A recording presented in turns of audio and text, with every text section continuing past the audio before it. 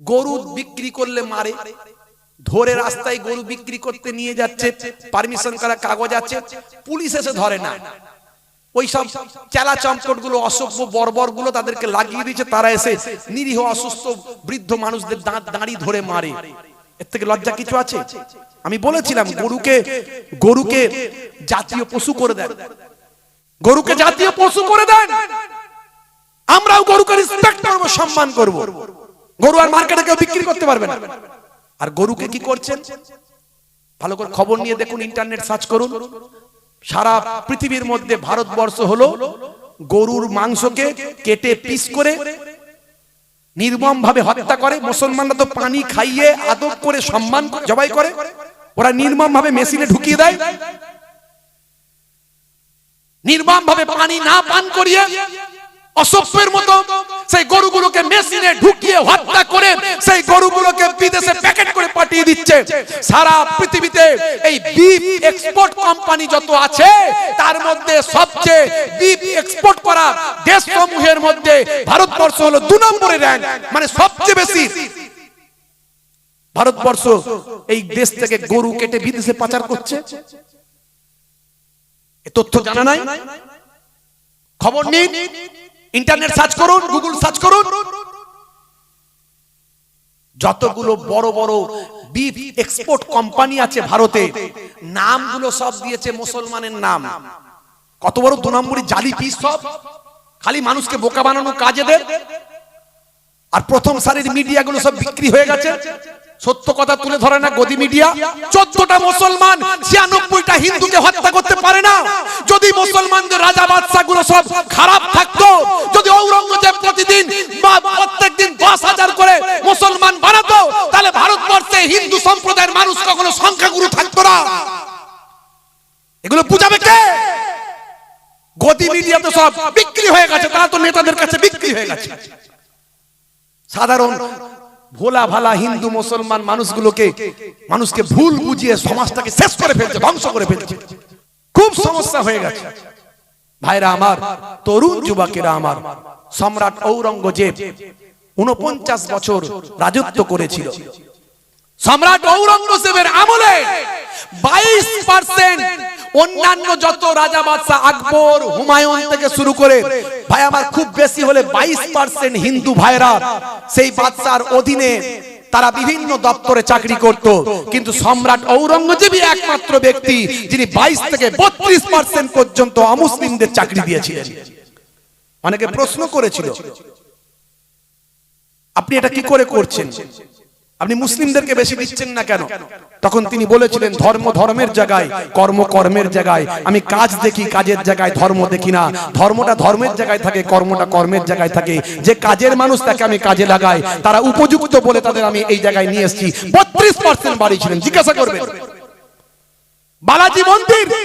বালাজি মন্দির সম্রাট ঔরঙ্গজেব তার জায়গা দিয়েছিলেন বালাজি মন্দির করার জন্য। নিশ্চয় তিনি 12টা মন্দির ভেঙেছিলেন। তার সময় 50,000 মন্দির ছিল। ভালো করে শুনুন, ইন্টারনেট সার্চ করবেন, পাবেন। মানুষকে ভুল বোঝালে তো হবে না। ওই গদি মিডিয়ার কথা শুনে বিশ্বাস করলে হবে না। সব গদি মিডিয়া বিক্রি হয়ে গেছে। এদের একটাই কাজ, মানুষকে বোকা বানাও, ঝগড়া লাগাও। ঝগড়া লাগালে আর কিছু দিতে হবে না, চাকরি দিতে হবে না, ব্যবসা দিতে হবে না, ইনকাম দিতে হবে না, মানুষ কোনো প্রশ্ন করবে না। এদের এটাই কাজ। এরা মরলে বুঝতে পারবে মহান স্রষ্টার কাছে এদেরকে দাঁড়াতে হবে, সেদিন ক্ষমা হবে না, এরা ক্ষমা পাবে না। সম্রাট ঔরঙ্গজেব 12টা মন্দির ভেঙেছিলেন। শুধু মন্দির ভেঙেছিলেন এটা বলা হয়। কটা মন্দির ভেঙেছিলেন? 12টা মন্দির ভেঙেছিলেন। তার রাজনৈতিক কারণ ছিল। কি কারণে ভেঙেছিলেন জানবেন ভালো করে। 12টা মন্দির ভাঙলেও অসংখ্য মন্দির তিনি নিজে তৈরি করে দিয়েছিলেন। শুধু মন্দির ভেঙেছিলেন তা নয়, ওটা বলা হয় মসজিদও ভেঙেছিলেন, এটা অনেকে জানে না। ভালো করে জানবেন, অনেকগুলো মসজিদ তিনি ভেঙেছিলেন। মহারাষ্ট্রে তাজিয়া হয়েছিল, তাজিয়া, হাই হাসান হাই হোসেন, এই মিছিল করতে গিয়ে বহু মানুষ মারা গিয়েছিল। ওই তাজিয়া বন্ধ করে দিয়েছিলেন। সম্রাট ঔরঙ্গজেবের কাজগুলো আপনাকে জানতে হবে। শুনে রাখুন, সম্রাট ঔরঙ্গজেব সম্পর্কে যদি আপনি জানেন, আপনি বুঝতে পারবেন তিনি এমন একজন মানুষ ছিলেন তিনি রাজকোষের অর্থ কোনোদিন ভক্ষণ করতেন না। তিনি বই লিখতেন, কিতাব লিখতেন, সেই কিতাব মার্কেটে বিক্রি করাতেন, সেখান থেকে অর্থ ভক্ষণ করতেন। আর মাথার টুপি, এই টুপি নিজে হাতে তৈরি করতেন, সেই টুপি বিক্রি করে সেই টুপি দিয়ে অর্থ চালাতেন। রাজকোষের অর্থ তিনি ভক্ষণ করতেন না। এটা আমি বলছি না, ভারতের প্রথম সারির মিডিয়া পর্যন্ত লিখেছিল। যখন যখন ওই ঔরঙ্গজেব রোডটা চেঞ্জ করা হচ্ছিল, তখন আমার বাংলার বড় বড় মিডিয়াগুলো এই তথ্যটা দিয়েছিল, সেটাও আমার কাছে রাখা আছে। বানানো গল্প বলছি না। একটা উদাহরণ দিলে বুঝতে পারবেন। এই যে দিল্লি বিস্ফোরণ হলো, এই দিল্লি বিস্ফোরণে কি দেখানো হলো? প্রথম দিনই দেখা গেল 4-5 জন মুসলমানদের বড় বড় ডাক্তারদেরকে অ্যারেস্ট করা হলো। তাদের সবাই আবার মুখে এত বড় বড় দাড়ি। আর প্রথম সারির মিডিয়াগুলো এমন প্রচার করলো, এমন ভাবে প্রচার করলো প্রথম সারির মিডিয়াগুলো, গদি মিডিয়াগুলো, 1 ঘন্টা ছাড়া ছাড়া আপডেট, 1 ঘন্টা ছাড়া ছাড়া আপডেট। আর শুধু ছবি দেখাচ্ছে, নাম দিচ্ছে, ছবি দেখাচ্ছে, নাম দিচ্ছে। 86% হিন্দু ভাইদেরকে বোঝানোর চেষ্টা করছে বারবার, এই দাড়িওয়ালা টুপিওয়ালা এই মুসলিমরা, এরা ডাক্তার হোক আর যাই হোক, সব কারা জঙ্গি।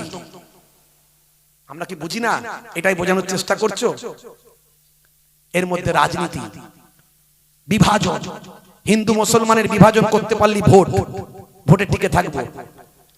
মাত্র কয়েকটা দিন কেটেছে, এই দেখুন, তথ্য ছাড়া কথা বলি না, আনন্দবাজার.com ছোট্ট করে লিখে দিল, এত দিন ধরে প্রচার করলো, আর সেটা ছোট্ট করে লিখে দিল, দিল্লি বিস্ফোরণে যুক্ত নন ধৃত 3 চিকিৎসককে মুক্তি দিল এনআইএ, ছাড়া পেলেন দিনাজপুরের নিসারও।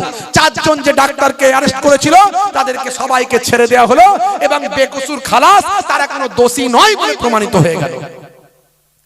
যখন দোষী নয় বলে প্রমাণিত হচ্ছে, তার আগে তাদের অনেক বড় সর্বনাশ হয়ে গেছে। তারা রেপুটেড পারসন, শিক্ষিত মানুষ, তাদের অনেক অসম্মান হয়ে গেছে, সারা দেশের কাছে, সারা বিশ্বের কাছে তাদেরকে জঙ্গি বানানো হয়ে গেছে। তখন এখন আর বড় বড় করে হেডিং করা হচ্ছে না সব মিডিয়াতে, এখন ছোট্ট করে আনন্দবাজার.com, আনন্দবাজার.com ছোট্ট করে লিখে দিয়েছে, ওরা দোষী নাই, ওদের ছেড়ে দিয়েছে। দেখুন 3 লাইন লিখে দিয়েছে। এর জ্বালা কোথায় রাখবো, কাকে বোঝাবো, এর দুঃখ কার কাছে শোনাবো, কে শুনবে? এই কথাগুলো বলি বলে আমাদের শত্রু কিন্তু অনেক ভালো চোখে দেখে না। কেন বুঝিয়ে দিচ্ছি, কেন এভাবে বলছি, কেন এভাবে টান দিয়ে ওয়াজ করলে সে ভালো, যে ভালো ওয়াজ করতে পারে, মানে গলে গেলে বলে দিয়ে চলে গেল, ম্যানেজ হয়ে গেল, গালাগালি করে দিল, কিস্তি কিস্তি করে দিল, উগ্র উগ্র ভাষা বলে দিল, তাকে লোকে বলবে, ওরাই তখন দেখাবে গদি মিডিয়া, দেখেছো মুসলমানদের বক্তাগুলো কত উগ্র, এরাও জঙ্গি। আর তথ্য দিয়ে, যুক্তি দিয়ে বুঝিয়ে দিলে ওদের চোখে ভালো নয়। তার মানে মানুষকে পরিষ্কার করে দিচ্ছে, হিন্দু মুসলমানের মধ্যে মেলবন্ধন তৈরি করে দিচ্ছে, যেটা ওদের পছন্দ নয়। এটা একটা দিলাম, আরো দেখবেন। 7 বছর জেল খেটে বেকসুর খালাস 4 নিরীহ মুসলিম। মিডিয়া নিউজ দেখুন, পেপারে বেরিয়েছে। 7 বছর জেল খাটার পরে সে বেকসুর খালাস। এই 7টা বছর কেউ ফিরিয়ে দেবে? আমার দেশের আইন আছে যে 7 বছর তার যে জীবনটাকে নষ্ট করা হলো, এর জন্য তাকে রিটার্ন দিতে হবে। 7 বছরের সুদে আসলে তাকে অর্থ দিতে হবে এবং ভারতবর্ষের সবকটা মিডিয়ায় 3 দিন ধরে প্রচার করতে হবে। আচেরা আইন কেউ জানতে পারলো না। 7 বছর জেল খেটে কোন রকমে এলো, সে তো অসুস্থ হয়ে গেল, মরার মতো অবস্থা হয়ে গেল। আরো দেখবেন, কত দেখবেন, কত দেখবেন। সন্ত্রাসী সন্দেহে, শুধু সন্দেহ করে সন্ত্রাসী সন্দেহে 23 বছর জেল খাটার পর, 23 বছর, কত বছর? 23 বছর শুধু সন্দেহ করে 23 বছর জেল খাটার পর বেকসুর খালাস পেয়েছিলেন নিসার আহমেদ। মিডিয়া পেপারে দিয়েছে, ছোট করে দিয়ে দিয়েছে। আর দেখবেন, কটা বলবো, তথ্য ছাড়া কথা বলেন, ডকুমেন্ট সব আছে, ডকুমেন্ট সব রাখা আছে। কত দেখবেন, কত দেখবেন, সব আছে, কত দেখবেন। এই যে Kerala, 5 Muslim men discharged by NIA court in explosive seizure case after 13 years. Caesar case যেটা হয়েছিল 13 বছর পর তারা মুক্তি পেল কেরালায়।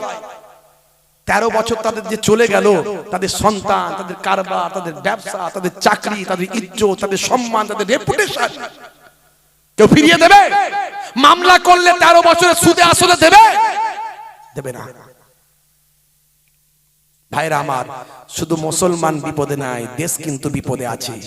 26,000 চাকরি গেল, কটা মুসলমান? 69,000 চাকরি গেল উত্তরপ্রদেশে, কটা মুসলমান? ধর্মের চশমা যদি না খুলতে পারো, যখন ধর্মের চশমা খুলবে তখন দেখবে সংবিধান বদলে গেছে। সংবিধানে যে তোমার অধিকারটা দেওয়া ছিল সেই অধিকারটা আর নাই, আর কোনো কিছু বলার জায়গা থাকবে না তখন। আর চিৎকার আমিও করতে পারবো না তখন। তখন আমি চিৎকার করলে আমাকে সে অ্যারেস্ট করে নিয়ে চলে যাবে। এখন আমার ডকুমেন্টস আছে, আমাকে নিয়ে গেলেও 2-10 দিন 20 দিন 1 মাস 2 মাস 5 মাস পরে ছাড়তে হবে, ছোট করে লিখতে হবে নির্দোষ প্রমাণ হয়েছে। কারণ আমি কোনো অন্যায় করিনি, আমি যা বলছি অন ক্যামেরা বলছি, উইথ এভিডেন্স বলছি। আমি একজন টিচার লোক, আমি পীরের আওলাদ, দুদিক থেকে পীরের আওলাদ। ছোট হুজুরের নাতি ফুরফুরা শরীফের লক্ষ লক্ষ মানুষ আমাদের ফলোয়ার্স। মায়াপুর পিননগরী হুজুরের পোতা আমি, যার অন্ত্যেষ্টিক্রিয়ায় 15 থেকে 20 লক্ষ মানুষের জামায়াত হয়েছিল, বিভিন্ন নিউজে খবর হয়েছে। ইন্টারনেট খুলবেন, আমার প্রায় 30,000 বক্তব্য আছে। আমাকে নিয়ে গিয়েও জোর করে আটকে রাখলে আলাদা কথা, প্রমাণ দিয়ে আটকে রাখতে পারবে না। কিন্তু সেদিন আমি আর কথা বলতে পারবো না, আইন তখন পাল্টে যাবে। হে তরুণ যুবকেরা, হে আমার বন্ধুরা, শুনে রেখে দিন বাবা, জেনে রেখে দেন। হে মুসলমান একটু লক্ষ্য করুন, হে তরুণ যুবকেরা একটু খেয়াল করুন। আজ থেকে প্রতিজ্ঞা করুন, সাচ্চা মুসলমান হয়ে যাবেন। সাচ্চা মুসলমান যদি আপনি হয়ে যান, তাহলে দুনিয়াতেও কামিয়াবি পাবেন আর আখিরাতেও কামিয়াবি পাবেন। সাচ্চা মুসলমান যদি আপনি হয়ে যান, আপনি নবীর সুন্নতকে মেনে চলবেন। সাচ্চা মুসলমান যদি হয়ে যান, আপনি সাচ্চা দেশপ্রেমিক হবেন। হে তরুণ যুবকেরা, যারা মুসলমানরা এই দেশের জন্য জীবন দিয়েছেন, তারা প্রকৃত সব সাচ্চা মুসলমান ছিল। হে তরুণ যুবকেরা, আজ ইন্ডিয়া গেটে গিয়ে আপনি একবার দেখে আসুন দিল্লিতে। সেখানে গিয়ে দেখবেন আমাদের ভারতের স্বাধীনতা সংগ্রামে ইংরেজদের বিরুদ্ধে লড়াই করেছিল যে সমস্ত বিপ্লবীরা, তাদের নামগুলো সেখানে ভাই আমার খোদাই করে লেখা আছে। আমি নিজেও সেখানে গিয়েছি। সেখানে গিয়ে আপনি দেখে আসবেন, কিছু কম বেশি ভাই আমার 93,000 স্বাধীনতা সংগ্রামীদের নাম আছে। হে দুনিয়ার মানুষ শোনো, মুসলমানরা এই দেশকে কেমন ভালোবাসে তার অনেক প্রমাণের দরকার না, একটা প্রমাণই যথেষ্ট। এই 93,000 সামথিং স্বাধীনতা সংগ্রামীদের নাম ইন্ডিয়া গেটে আজও লেখা আছে খোদাই করে। সেখানে গিয়ে দেখে এসো, তার মধ্যে কিছু কম বেশি 63,000 মুসলমানের নাম। জোরে সুবহানাল্লাহ বলা গেল নি? আর জোরে বলা যাবে না? আর বড় প্রমাণ লাগবে মুসলমানরা দেশকে কেমন ভালোবাসে। কিন্তু বড় দুঃখ লাগে, এত বড় একটা দ্বিতীয় বৃহত্তম জনগোষ্ঠী মুসলমান ভারতবর্ষে বাস করে প্রায় 30 থেকে 40 কোটি। এই 40 কোটি মানুষের ভাবাবেগকে নিয়ে যেভাবে খেলা হচ্ছে, তাতে যে কোনো সময় ভয়ঙ্কর কিছু ঘটে গেলে আশ্চর্য হওয়ার কিছু নাই। মানুষ ঘুমিয়ে আছে, ঘুমন্ত বাঘ ঘুমিয়ে থাকে, কিন্তু বারবার লেজেতে খোঁচা দিলে তারও তো একটা রাগ আছে রে বাবু, নাকি? মিটুলি সাপেরও তো ভাই আমার ওই কামড়ানোর দাঁতটা আছে। তখন কি করবে? তখন তার কোনো কথা বলে লাভ হবে না। অর্থাৎ আমাদের লিডারদের ভাবতে হবে তারা কোন পথে দেশটাকে নিয়ে যাবে। হে তরুণ যুবকেরা, হে আমার বন্ধুরা, হে আমার মুরব্বিয়ানেরা, শুনে রেখে দিন বাবা, জেনে রেখে দেন। হে মুসলমান একটু লক্ষ্য করুন। আপনাদের মাঝখানে একটা ছোট্ট উদাহরণ দিয়ে শেষ করি। কষ্ট হচ্ছে আপনাদের? সবাই বলেন কষ্ট হচ্ছে? লোক তো ফাঁকা, যা কিছু যে এসে বসেছেন আমার কপাল ভালো, যে বলেটা এসে বসেছেন আলহামদুলিল্লাহ। কি বলছেন, শেষ করে দেবো না হবে? সবাই বলছেন। কারা কারা চান না হাত তুলে দেখান। সত্যি চান না? না চান? ঝোঁকে ঝোঁকে ঝোঁকে হয়ে গেছে। মানে অনেক ওয়াজ শুনেছেন তো, আর কত মনে রাখবেন, ঝোঁকে উঠে যাচ্ছে। কি কথা ঠিক না? মাশাআল্লাহ। এবার বলেন তো দেখি কারা কারা চান, হাত তুলে দেখান তো দেখি। নারে তাকবীর, নারে তাকবীর। মাশাআল্লাহ মাশাআল্লাহ। একটা ছোট্ট নমুনা দেবো, বেশি রাত করব না। এমনি প্রথম থেকে আমি বলেছিলাম দোয়া করে ছেড়ে দেবো, তা আপনারা এসে বসেছেন বলে কিছু কথা বলে ফেলছি। একবার মহাব্বতের সঙ্গে দরুদ শরীফ আল্লাহুম্মা সাল্লি আলা।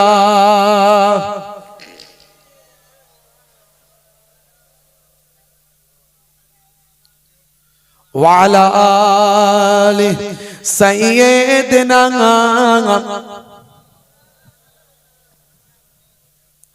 আল্লাহুম্মা সাল্লি আলা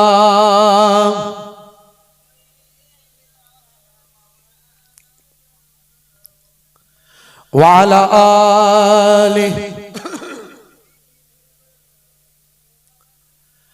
আইলা মুহাম্মদ দরুদ সালাম, আইলা মুহাম্মদ দরুদ সালাম, তুমি যে মনিব আমার আমি যে গোলাম।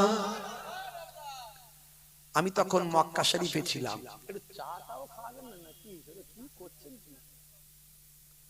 উফ আল্লাহ, জোশের মধ্যে পড়ে গেছে সব কিছু। মাশাআল্লাহ মাশাআল্লাহ, আল্লাহ কবুল করেন, আল্লাহ কবুল করেন। আমি তখন মক্কা শরীফে ছিলাম।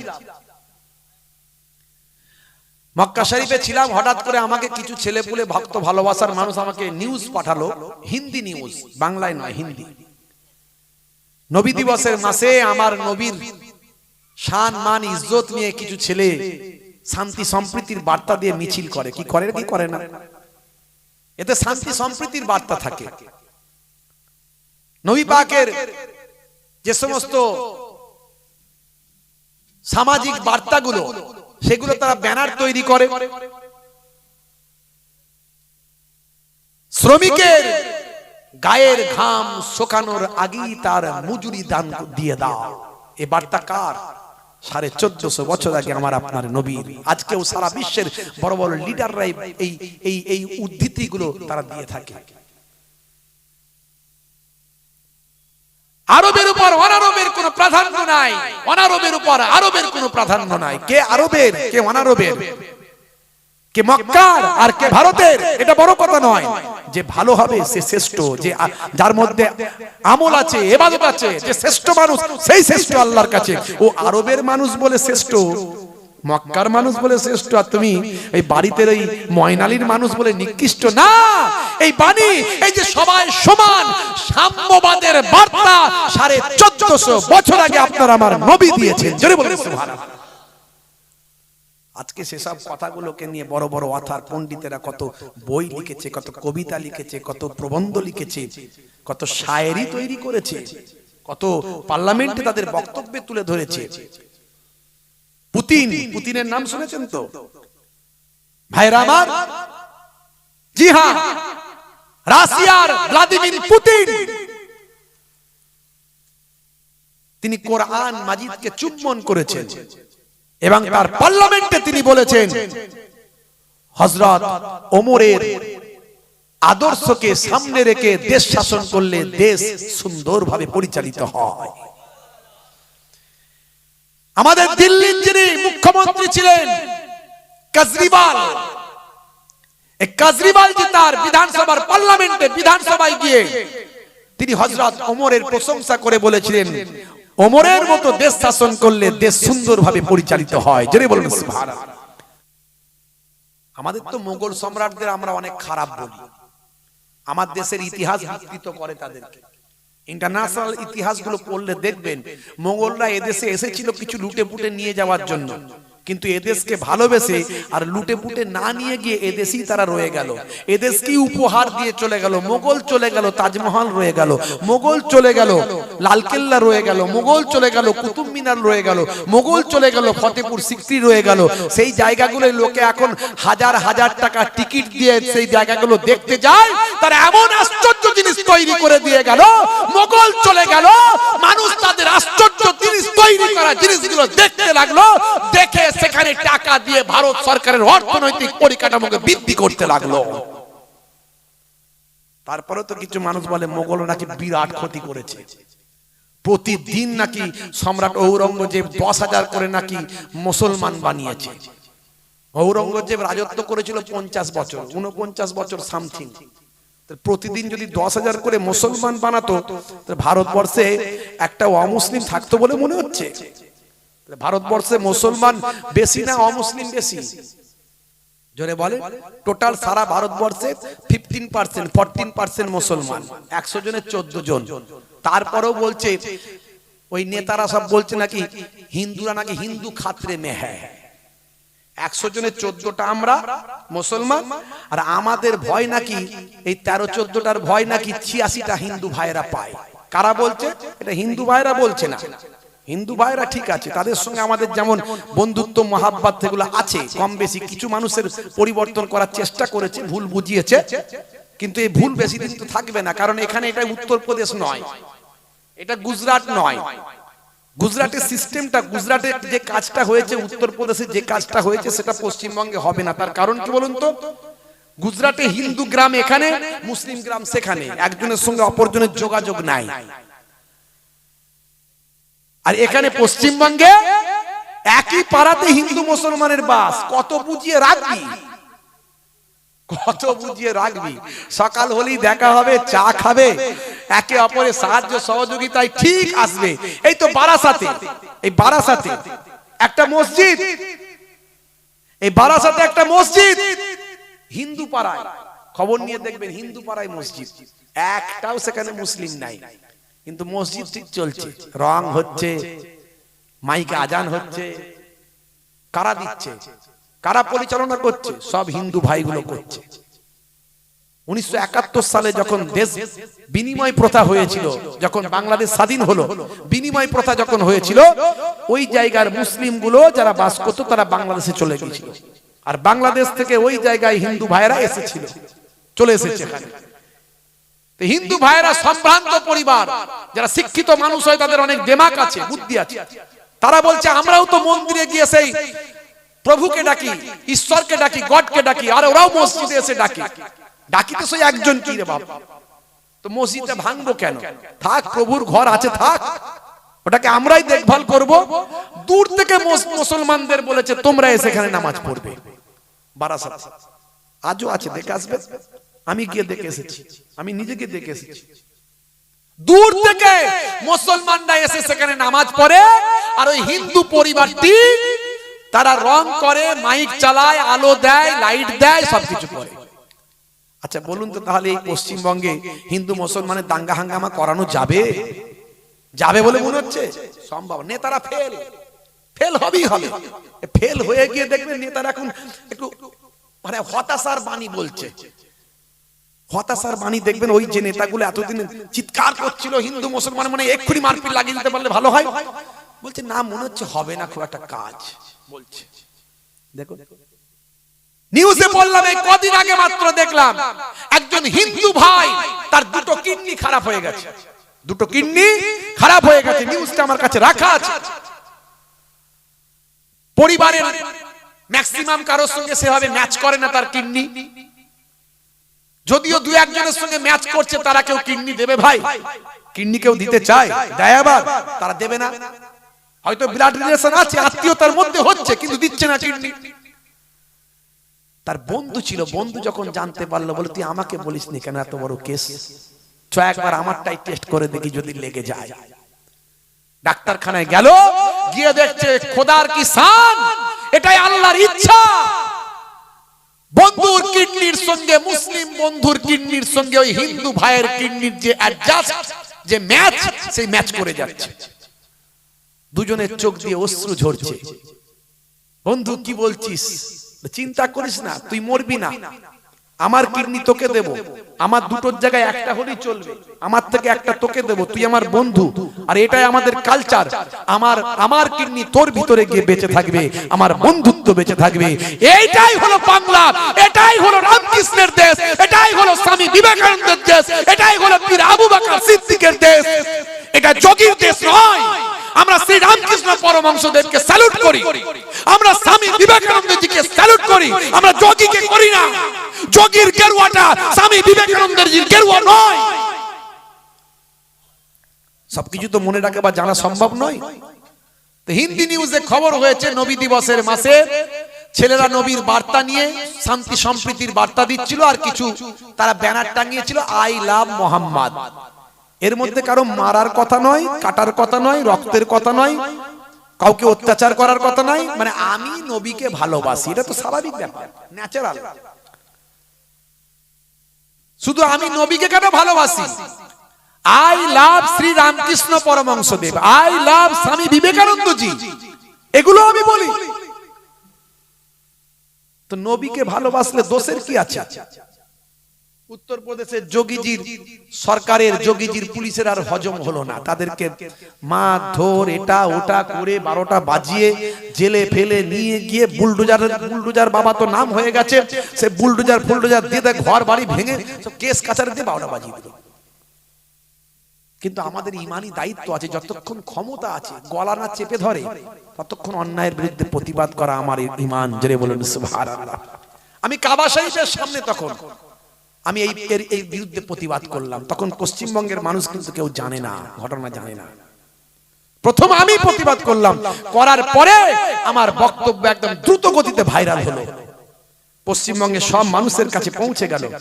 তারপর পশ্চিমবঙ্গের বড় বড় আলেম, বক্তা, সুবুদ্ধি সম্পন্ন মানুষ, সমাজকর্মী, সোশ্যাল ওয়ার্কার, তারা দেখলো সত্যি তো এটা অন্যায় হয়েছে, প্রতিবাদ করতে হবে, তারা প্রতিবাদ করেছে।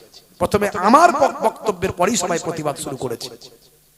আমি মদিনা শরীফে গেলাম, নবী পাকের রওজায়, সেখানে যাওয়ার পরে আমার মনটা বড় কষ্ট হলো। আমার নবীর সবুজ গম্বুজ দেখে, আহারে আমার নবী দয়ার নবী, মায়ার নবী, কোনদিন জাতি ধর্ম ভেদাভেদ তিনি করেননি, শান্তি সম্প্রীতির বার্তা দিয়েছেন।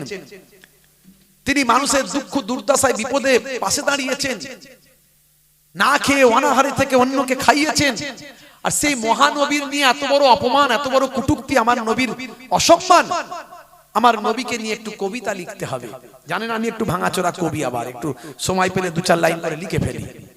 তা আমি সেখানে এই কবিতাটা লেখার, আইলা মুহাম্মদ দরুদুস সালাম, আইলা মুহাম্মদ দরুদুস সালাম, তুমি যে মনিব আমার, আমি যে গোলাম।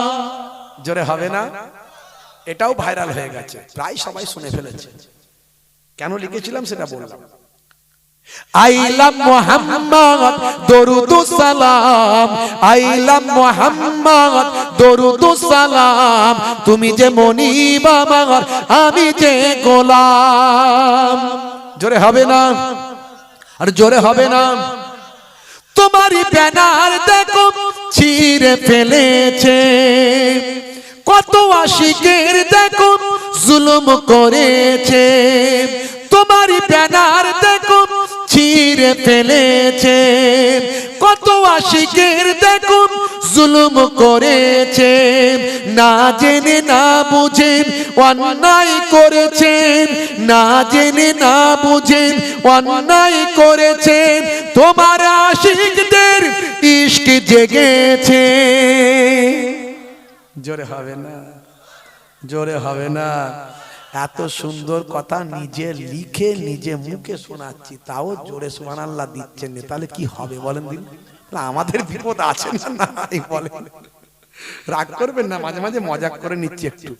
হ্যাঁ, পাবেন এরকম নিজে লিখে নিজে গাওয়া, কটা হুজুর গাইবে। হ্যাঁ, আং পাং তাং অনেক কিছু বলে দেবো, উড়িয়ে দেবো, এই করে দেবো, সেই করে দেবো, হলেই হলো না কি? কাজের জায়গায় কাজ করে দেখাতে হবে, কথা ঠিক না বল? হ্যাঁ, আর যে কাজ করে বলে কম, যে কাজ করে বলে কম। জি হ্যাঁ, তবে কাজটা হবে ন্যায়ের উপরে, সততার উপরে, হ্যাঁ, সংবিধানের উপরে, ন্যায্যতার উপরে, মানুষের জন্য, হিন্দু মুসলমান খ্রিস্টান জৈন সকলের জন্য। এর নাম ইসলাম। জোরে বলুন সুবহানাল্লাহ। জোরে হবে না?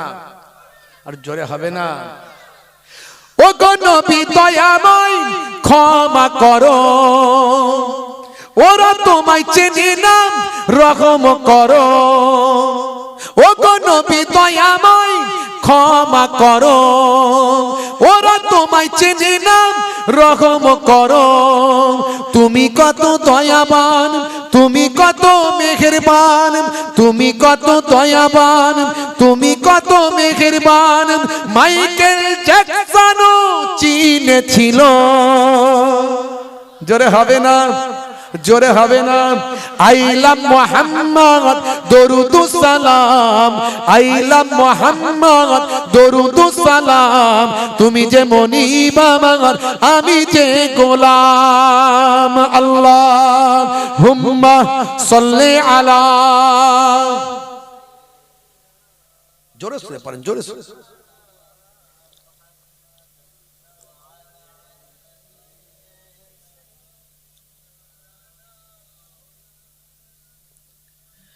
এক ছিল নারী কাঁটা দিত একজন ইহুদি নারী অমুসলিম আমার নবীর সম্পর্কে তাকে এমন ভুল বোঝানো হয়েছিল নবী খুব খারাপ নবী অমুক নবী তমুক সে আমার নবী যে পথ দিয়ে যায় সে পথে আগে থেকে লুকিয়ে কাঁটা বিছিয়ে দেয় আমার নবী জানতেন কখনো কখনো পায়ে ফুটেও যেত বুঝতে পারতেন তো একদিন আমার নবী বুঝতে পারলেন আজকে সে কাঁটা বিছায়নি নবী মনে মনে করলেন তাহলে তো নিশ্চয়ই কিছু একটা অসুবিধা হয়েছে মনে হয় তার বাড়ির খোঁজ খবর নিয়ে তার বাড়িতে গেলেন আমি কলমে তুলেছি এক ছিল নারী কাঁটা দিত ও গো নবী তোমার কষ্ট হতো এক ছিল নারী কাঁটা দিত ও গো নবী তোমার কষ্ট হতো একদিন বিমারে ওই নারী পড়িলেন একদিন বিমারে ওই নারী পড়িলেন তুমি তাকে দেখিতে গেলে ওগো হাই হাই নবী মুগ্ধ সবাই হাই হাই নবী মুগ্ধ সবাই ওই নারী ঈমানের স্বাদটা জেনে পায় জোরে হবে না জোরে হবে না আমার নবী যখন তার বাড়িতে গেল সে বলে আরে বাপ রে বাপ আমি যাকে কাঁটা বিছিয়ে কষ্ট দিই সে আমি কেন কাঁটা বিছাইনি খোঁজ খবর নিতে আমার বাড়ি মা তোমার কি ট্রিটমেন্টের ব্যবস্থা করব বলো বলে কি বাবা মোহাম্মদ তুমি বলে হ্যাঁ আরে তোমার নামে এত অপবাদ এত দুর্নাম এত খারাপ এত তুমি এইসব বলে আমার দেশের লোক আর আমি তো দেখছি তুমি পুরো উল্টো তোমার মতো মানুষ তো হয়নি আর হবে না হ্যাঁ বলে বাবা মোহাম্মদ আমি ভুল করেছি আমাকে ক্ষমা করে দাও বাবা কাঁদতে লাগলো বাবা মোহাম্মদ আমাকে ক্ষমা করে দাও আর তোমার শিষ্যা আমাকে বানিয়ে নাও আমি তোমার আদর্শ নিতে চাই জোরে বলেন সুবহানাল্লাহ জোরে হবে না আর জোরে হবে না আইলা মুহাম্মদ দরুদ সালাম আইলা মুহাম্মদ দরুদ সালাম তুমি যে মনিব আমার আমি যে গোলাম তুমি যে মনিব আমার আমি যে গোলাম আল্লাহুম্মা সাল্লি আলা জোরে সরে বলেন জোরে সরে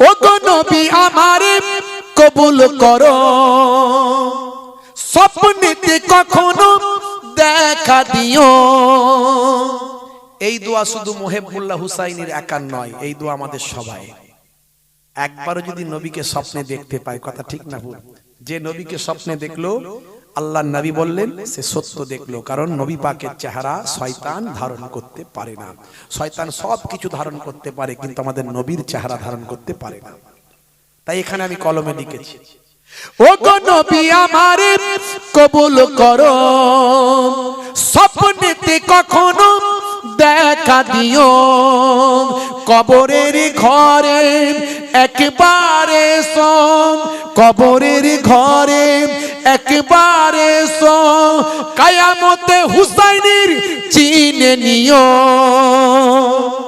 আইলা মুহাম্মদ দরুদ সালাম আইলা মুহাম্মদ দরুদ সালাম তুমি যে মনিব আমার আমি যে গোলাম আল্লাহুম্মা সাল্লি আলা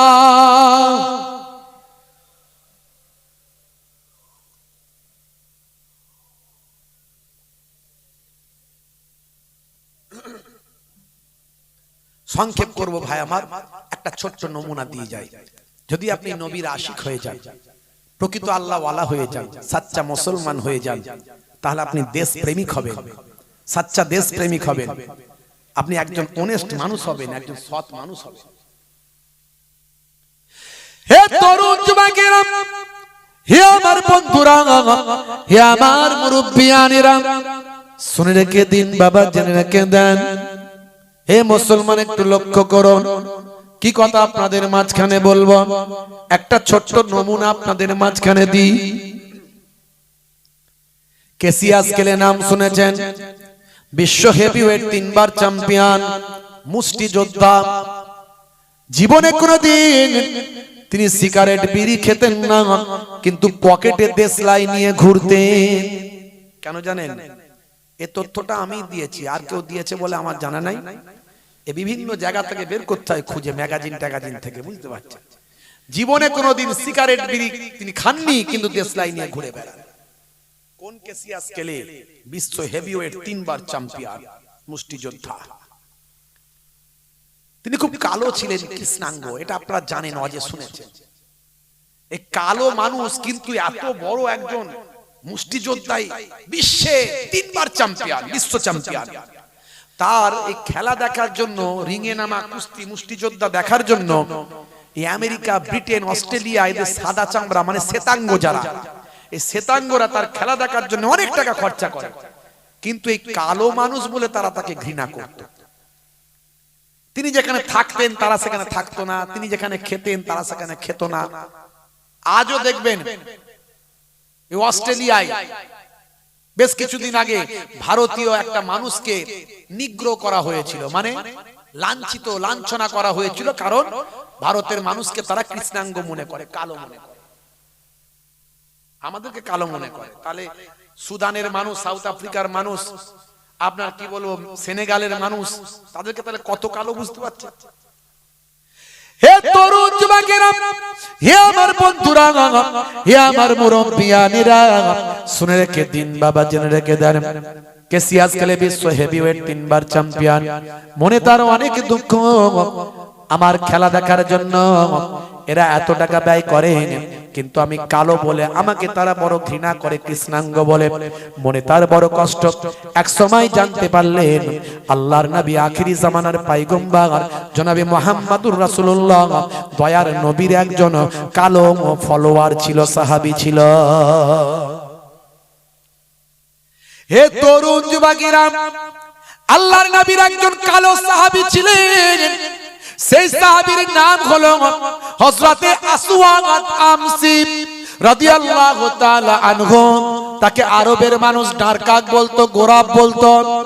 দীর্ঘদিন তার বিয়ে হচ্ছিল না ওই সাহাবীর।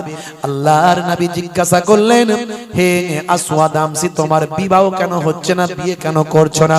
সেই সময় মনের দুঃখের কথা তিনি যখন বললেন, আল্লাহর নবী বললেন, তবে শোনো, আমি তোমার বিয়েটা মদিনার সুন্দরী হুরে মদিনার, মদিনার সবচেয়ে বড় সুন্দরী নারী, তার সঙ্গে তোমার বিবাহ দিয়ে সারা পৃথিবীর মানুষকে বার্তা দিতে চাই, ইসলামের মধ্যে কালো আর সাদা, ফর্সা আর কালো, কৃষ্ণাঙ্গ শ্বেতাঙ্গর কোনো পার্থক্য না।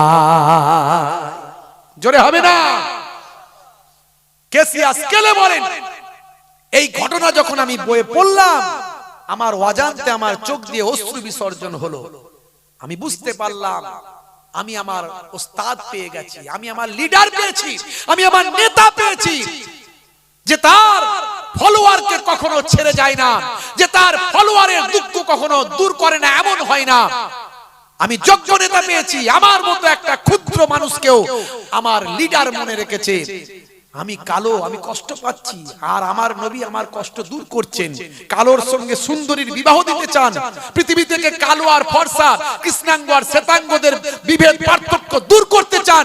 ক্যাসিয়াস ক্লে বলেন, ইনি আমার গুরু হবেন না তো আবার কি হবে, ইনি আমার লিডার হবেন না তো আবার কি হবে। সেই দিনই প্রফেট মুহাম্মদুর রাসূলুল্লাহ সাল্লাল্লাহু আলাইহি ওয়াসাল্লামকে বিশ্বগুরু, বিশ্ব লিডার, ভাই আমার মহানায়ক হিসেবে সম্মান দিয়ে নবীর শিষ্য হয়ে কালেমা পড়ে বিশ্ব নবীর শিষ্য হয়ে মুহাম্মদ আলী ক্লে হয়ে গেলেন। জোরে হবে না? জোরে হবে না? এইভাবে ইসলাম ছড়িয়েছে, তলোয়ারের দ্বারাই নয়। এক হাতে তলোয়ার, এক হাতে কোরআন। মিথ্যা কথা, ভণ্ডদের ভণ্ডামি এগুলো, তারা এগুলো প্রচার করে। ভাইরা আমার, তরুণ যুবকেরা আমার, জোর করে ইসলাম হয় না, জোর করে ধর্ম হয় না। লা ইকরাহা ফিদ্দিন, ধর্মে কোনো জবরদস্তি নাই, জোর করে কাউকে ধার্মিক বানানো যায় না। ধর্মটা হলো আপন মনের জিনিস, ভালোবাসার জিনিস, অন্তর থেকে পালন করার জিনিস। বুঝতে পারছেন? অত সহজ নয়। হে তরুণ যুবকেরা, তারপর থেকে দেখা গেল তিনি তার জীবনটাকে আল্লাহ এবং রাসূলের নির্দেশনা অনুযায়ী তিনি পরিচালনা করলেন। হে তরুণ যুবকেরা, যতদিন তিনি বেঁচে ছিলেন ভালো ভালো কাজ করতেন, মানুষের সেবা করতেন, মানুষের বিপদে দাঁড়াতেন, জাতি ধর্ম বর্ণ নির্বিশেষে মানুষের পাশে তিনি দাঁড়িয়ে যেতেন। শিক্ষার জন্য অনেক কাজ করেছেন, তার জীবনে যত ইনকাম ছিল সব শিক্ষার ক্ষেত্রে তিনি ব্যয় করেছেন। আর সর্বদা তিনি আল্লাহ এবং রাসূলের নির্দেশ মেনে চলতেন। 5 ওয়াক্ত নামাজ তিনি পড়েছেন, রাসূলের সুন্নত গুলো মানার চেষ্টা করেছে। বন্ধুরা আমার, তরুণ যুবকেরা, তাকে তার ভক্তরা জিজ্ঞাসা করলো, স্যার, অনেকে প্রশ্ন করে আপনি তো সিগারেট বিড়ি খান না, পকেটে দেশলাই কেন থাকে? সিগারেট বিড়ি খাওয়া নেশা, অনেকে বলে মাকরু, আবার অনেকে বলে মাকরুয়ে তাহরিমি, অনেকে বলে মাকরুয়ে তানজিহি, কেউ বলে হালালের কাছাকাছি, কেউ বলে হারামের কাছাকাছি। যাই হোক, হালালের কাছাকাছি হোক আর হারামের কাছাকাছি হোক, জিনিসটা তো মাকরু। আর 1450 বছর আগে আমার নবী ডাইরেক্ট বলে দিয়েছেন নেশা হলো হারাম। পরবর্তীকালে আলেম ওলামারা পরিবেশ পরিস্থিতি অনুযায়ী এগুলো সব ভাগ করেছে। কিন্তু যদি আপনি সচ্চা মুসলমান হন, আপনি ছেড়ে দেবেন নেশা আমি করব না। মুসলমানের ছেলে যত রকমের নেশা আছে না নাই, মদ খোর, গাঁজা খোর, পাতা খোর, সিগারেট খোর, চুরুট খোর, তিরঙ্গা খোর, গুটকা খোর আছে না নাই বলেন? নেশা খোর, হ্যাঁ। তারপর ওই আপনার কি বলে, ওই যে সব হিরোইন খোর, আবার ওইদিকে কি জানো আঠা আঠা খায়, ডেন্ডাইট, হ্যাঁ ডেন্ডাইট আঠা। বুঝতে পারছো কি অবস্থা? কালকে এক ভদ্র এক হিন্দু ভদ্রলোক, খুব জেন্টলম্যান, তার 2টো মেয়ে, ছেলে নাই, গল্প করছিলেন আমার সঙ্গে। আমার পরিচয় টরিচয় পেয়ে খুব সম্মান করলেন, করে তিনি গল্প করতে করতে বলেন আমার 2টো মেয়ে, তার মধ্যে একজনের কথা বললেন আমেরিকায় থাকে আর একজন রাশিয়ায় থাকে। তিনি রাশিয়ার গল্প আমাকে শোনালেন, বলে আমার মেয়ে আমাকে বলছে রাশিয়ার গল্প। সেখানকার লোকজনের পয়সার তো কোনো অভাব নাই, বেশিরভাগই বাংলাদেশের লোকজন রাশিয়া পর্যন্ত গিয়ে আছে। জানেন, বাংলাদেশের লোককে আল্লাহ এমন করেছে, এরা পৃথিবীর কোথায় নাই, সব জায়গায়। মক্কা শরীফ, মদিনা শরীফে যাবেন, যত বিদেশি লোক আছে সবচেয়ে বেশি বাংলাদেশি লোক সেখানে। পৃথিবীর সব জায়গায় বলছে বাংলাদেশি লোক সেখানেও আছে, রাশিয়াতে। তো রাশিয়ায় একজন রাশিয়ার ভাষা, রাশিয়ার কথা বলতে গিয়ে তিনি বললেন, শুনে রেখে দেন, জেনে রেখে দেন, রাশিয়ার মানুষ সেখানে রুশ ভাষা বলতে হবে, রুশ ভাষা বলতে হবে। তারা ভাষার উপরে খুব, তারা ইংরেজিতে কথা বলবে না। বলছে আমার মেয়ে যখন প্রথম গেল, যাওয়ার পরে সর্বনাশ, ভাষা বুঝতে পারে না, টাইম দেওয়া আছে ইউনিভার্সিটিতে, সেখানে যেতে হবে। তিনি একজন ডাক্তার, ওনার মেয়ে ডাক্তার, ল্যাবেতে কাজ করেন, বড় ল্যাবের অফিসার, মানে ডাক্তারের মেডিসিনের বড় অফিসার, তার ইউনিভার্সিটিতে যাবেন। তো ঠিকঠাক বলতে পারছেন না, ভাষা বলতে পারছেন না, রুশ ভাষা ঠিক মতো বলতে পারছেন না। যাকে বলে ইংরেজিতে সে কথা কান দেয় না, চলে যায়। যাকে বলে ইংরেজিতে সে শোনে না, চলে যায়। কি বিপদ বলেন দেখিনি? একজন বাঙালি মহিলা রাশিয়ায় গিয়ে অবস্থা। বলছে কিছুক্ষণ পরে, বাই হার্ট বলছি, ওয়াল্লাহি আল্লাহ সাক্ষী, তিনি বলছেন আমার মেয়ে বলল একজন দাড়িওয়ালা একটা মানুষকে দেখতে পেলাম, তো মনে হলো যেন মুসলিম, মনে হলো যেন মুসলিম। তো মুসলিম ওই দাড়িওয়ালা চাচাকে একটু ইংরেজিতে বললাম, ইংরেজিতে বললাম, I come from India, West Bengal. তখন যেই তার ভাষা শুনেছে, বলছে are you Indian, are you Indian? Yes, I am Bangladesh, I come from Bangladesh. তো সে বলছে আমি তো বাংলাদেশের মানুষ রে বাবা, বলো তোমার কি সমস্যা? ওই মুসলিম চাচা তখন ওই মহিলাকে নিজের গাড়িতে লিফট দিয়ে, ভাই আমার সোজা ওই এয়ারপোর্ট, ওই বিশ্ববিদ্যালয়ে পৌঁছে দিয়ে বড় উপকার করেছেন। এটা আমাকে গল্পটা সেদিন পরশুদিন শোনালেন ওই মহিলা, ওই মহিলা সরি মহিলার বাবা, মানে মহিলা তো আছে রাশিয়াতে, ওই মহিলার বাবা শোনালেন। উনি গল্প করতে করতে আমাকে অনেক কথা বললেন। ভাইরা আমার, তরুণ যুবকেরা আমার, মুরব্বিয়ানেরা আমার, সে দেশে এইরকম কালচার মানে ভাষা জানতেই হবে, ভাষা জানতেই হবে, না হলে আপনার কোনো সেখানে দাম দেবে না, সেখানে কোনো মূল্য নাই। তো মুসলমান তরুণ যুবকেরা আমার, কেসিয়া স্কেলের কথা বলছিলাম, সেই কেসিয়া স্কেলে জীবনে কোনোদিন বিড়ি সিগারেট খাননি, কিন্তু পকেটে দেশলাই নিয়ে ঘুরে বেড়ায়, দেশলাই নিয়ে ঘুরে বেড়ায়। লোকে জিজ্ঞাসা করে যে আপনি দেশলাই নিয়ে কেন ঘুরে বেড়ান? হে তরুণ যুবকেরা, হে আমার বন্ধুরা, শুনে রেখে দিন বাবা, জেনে রেখে দেন। হে মুসলমান, একটু লক্ষ্য করুন, তরুণ যুবকেরা একটু খেয়াল করুন বাপ। এমন সময় কেসিয়া স্কেলে বলেছিলেন, হে দুনিয়ার মানুষ শুনে রেখে দাও, তোমরা তোমাদের বাপ চোদ্দ পুরুষের সময় থেকে তোমরা মুসলমান, তোমরা হলে পাই চান্স মুসলমান। আর আমি কেসিয়া স্কেলে মোহাম্মদ আলী কেলে আমি হলাম বাই চয়েস মুসলমান। হে তরুণ যুবকেরা, মুসলমান আজকে নেশাখোর, পাত্তাখোর, গাঁজাখোর আছে। যে কথাটা বলতে গেলাম, উনি বললেন আমার মেয়ে বলছে সে দেশের মানুষ এত পয়সাওয়ালা, তাদের কাজ করা লাগে না, তাদের সব বাংলাদেশের মানুষ, অন্যান্য জায়গার মানুষ এসে সে দেশে কাজ করে, আর ও দেশের মানুষগুলো এত বড় বড় নেশাখোর, আপনি ভাবতে পারবেন না। বলছে এক একটা জায়গা রাউন্ড দেওয়া আছে, সেখানে পুলিশ আসবে না, ওটা নেশা করারই জায়গা, ওটা নেশা করারই জায়গা। ওখানে আসবে যে যার হিরোইন খাবার হিরোইন খাবে, কেউ ইনজেকশন নেবার নেবে, কেউ ওই আপনার কি বলে ওই যে ডেনডাইট আটা খাবার খাবে, যার যেমন নেশা। বলছে ঘর থেকে গাড়ি করে ওখানে নিয়ে এসে ছেড়ে দেয়, আবার যখন যাওয়ার প্রয়োজন হয় একটু নেশাটা কাটলে টাললে যদি মোবাইল করে ডেকে নেয়, চলে এসো আমার নেশা হয়ে গেছে চলে যাব, তখন আবার নিয়ে যায়। বুঝতে পারছেন, নেশা করার এলাকা। কিন্তু শুনে অবাক, বলেন কি মশাই? বলে হ্যাঁ, আমার মেয়ে বলেছে আমাকে। বাবা জানো না ওখানকার কি সিচুয়েশন? পয়সার অভাব নাই, লেখাপড়ার অভাব নাই, শিক্ষার অভাব নাই, কিন্তু লোকগুলো হতাশায় ভুগছে, মানসিক স্বস্তি নাই, নেশা করে দিন কাটায়। বড় বড় ধনী লোক, বড় বড় এডুকেটেড লোক, বলছে কেউ কেউ ওখানে এসে দিন রাত থাকে ওখানে। আমাদের এখানে যেমন সেই পথহারা, পথ ভোলা কিছু পাগল ছাগল লোক রাস্তায় পড়ে থাকে, ওই রকম পড়ে থাকে। বলছে ওইখানে ওদের সংসার ধর্মের মতো সব বাচ্চা কাচ্চা নিয়ে ওইখানেই আছে, নেশা করছে শুধু। পয়সার অভাব নাই তো, ঘর থেকে খাবার দিয়ে যায়, খেয়ে নাই, কেউ খাইয়ে দিল খেলো, নাহলে ওই নেশা করে করে চললো। এখন আবার মরে গেল, চলে গেল। 1450 বছর আগে আল্লাহর নবী বলেছেন নেশা হারাম। এরপরেও কিছু মুসলমানের ছেলে নেশা করে আছে না নাই? আসলে এরা সাচ্চা মুসলমান হতে পারেনি। ভালো চলছে, ধান্দা খাচ্ছে, রজনীগন্ধা আছে না নাই? কারবারে অশান্তি, চালাচ্ছে শান্তি, মন করবে কমল, খাচ্ছে ওরা বিমল, যেখানে বসবে সেখানটা চষে দিয়ে বেরিয়ে যাবে, পুচ পুচ পুচ পুচ। আমি বলি 12 বছর ঘাস জন্মাবে না, 12 বছর ঘাস জন্মাবে না।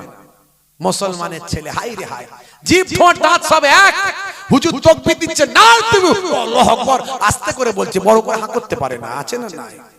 আমি মাঝে মাঝে ভাবি আমার এত গ্যাস লাগে, এদের মুখের গন্ধ লাগে এই তিরঙ্গা গুটকা এইসবে, তো এদের বউগুলো টেকে কি করে? তারপরে বুঝতে পারি যে আমরাই তো ওয়াজে বলি স্বামীর পায়ের তলায় স্ত্রীর জান্নাত, তা আমাদের মায়ের আর কি করবে? তারা যতই যাই হোক না কেন, স্বামীকে স্বামীর মর্যাদাটা দেয় মুসলিম ঘরে। মুসলিম ঘরের ছেলেরা বাপকে বাপকে বাপ মাকে যতই যাই হোক বাপ মায়ের মর্যাদাটা দেয় বাবু, বললে হবে না। তার প্রমাণ আজও বৃদ্ধাশ্রমগুলো গিয়ে দেখুন, মুসলিম বৃদ্ধাদেরকে পাবেন না, পাবেন না। আর সবচেয়ে খারাপ দেশ হয়ে গেছে এই বাংলাদেশটা। এত মুসলমান ওখানে বাস করে, এত ওয়াজ হয়, এত জলসা হয়, বলতে লজ্জা লাগে। একটা দেশের বদনাম করা উচিত নয়, করব না, কিন্তু মিডিয়ায় দেখি কত রকমের যে ওখানে মদ, পদ, দল, মদ, বোঝা মুশকিল। বুঝতে পারছেন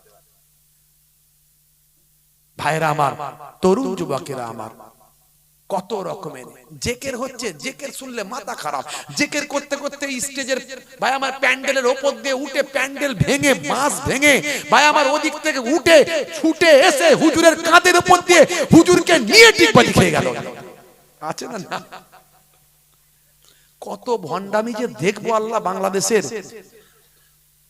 একজন মাওলানা সাহেব ওয়াজ করছে, বলছে একটা পীর সাহেব মজলিসে ঢুকে পড়েছে, কিছু লোক তার ভক্ত আছে, পীর সাহেব ঢুকেছে, পীর সাহেব ঢুকেছে। মাওলানা সাহেব বলছে পীর সাহেবের দিকে তাকিয়ে দেখি সারা শরীরটায় এক চুল কাপড় নাই, পুরো ন্যাংটো। বলছে কি পীর সাহেব রে? বলছে আমাদের ন্যাংটা বাবা। সর্বনাশ করছে। বাস্তব বলছি, গল্প বলছি না, বানানো কথা বলছি, ভাবেন না। মাওলানা সাহেব বলছে এ আবার ন্যাংটা বাবা কোথায়? তারাও পাগল ঢুকেছে, তারাও পাগল ঢুকেছে, পাগল তারাও মজলিসে ন্যাংটা মেয়ে ছেলে পুলে দিক ওদিক আছে কি।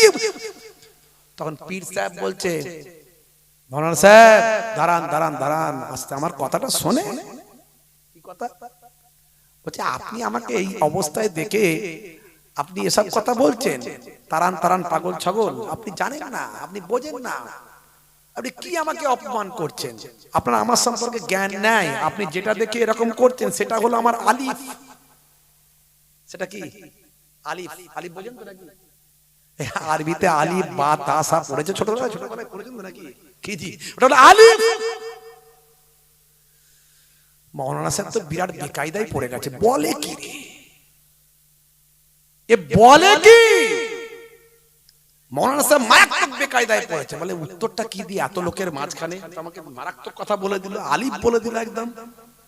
তখন মাওলানা সাহেব বলছে বুঝলাম পীর বাবা আপনার ওটা আলিফ, কিন্তু আলিফ তো খালি, বায়ের নিচে এক নোক্তা, তায়ের পেটে দু নোক্তা, আলিফ তো খালি, কিন্তু এক আলিফের তলায় কেন নোক্তা? এই কাঁচি নিয়ে এসো, নোক্তা কাটবো কে আলিফ করবো। যেই বলেছে পিসাব খেচে দৌড়, বুঝতে পারছেন? এই হচ্ছে বাংলাদেশ।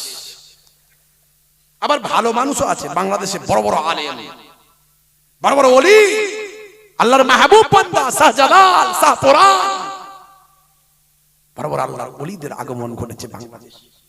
হে তরুণ যুবকেরা, হে আমার বন্ধুরা, শুনে রেখে দিন বাবা, জেনে রেখে দেন।